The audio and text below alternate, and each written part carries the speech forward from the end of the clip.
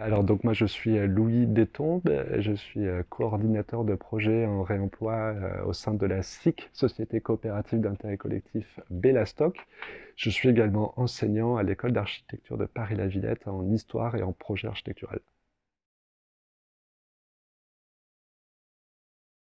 Donc j'ai fait des études en architecture, un master, j'ai ensuite fait un doctorat en architecture.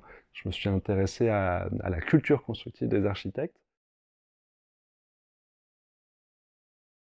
Donc Bellastock, ça a été créé comme une association au sein d'une autre école d'architecture qui s'appelle Paris-Belleville, où les étudiants souhaitaient mettre la main à la pâte et expérimenter la construction, mais aussi expérimenter le fait d'habiter les projets qu'ils imaginaient.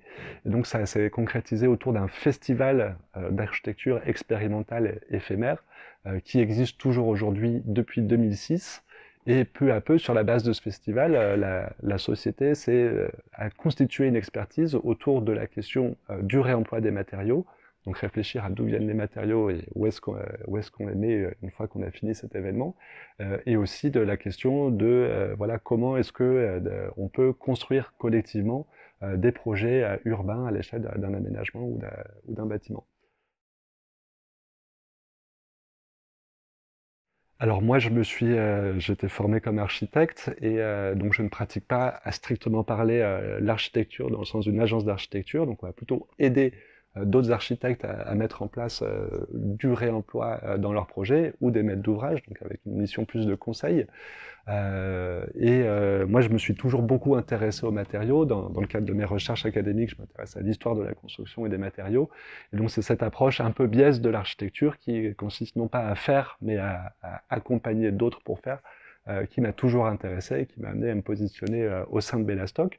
Donc concrètement, on accompagne un nombre très important de projets, là où une agence d'architecture à peu près de la même taille que notre structure aurait 6 ou 7 projets, nous on en a une quarantaine en cours en ce moment, puisqu'il s'agit non pas de faire le projet, mais de l'accompagner pour mettre en place du réemploi.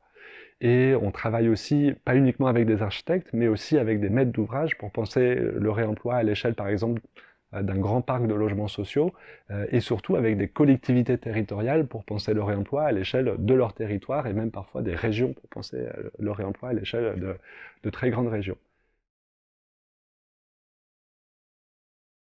Ce qui est intéressant dans ce métier, c'est qu'il n'y a justement pas de journée type, là où voilà, certains acteurs du bâtiment vont passer la journée derrière un ordinateur à remplir des tableaux Excel. Évidemment, on fait ça aussi, mais on va aussi faire un petit peu de projets architectural dans lesquels on va faire énormément de réemploi.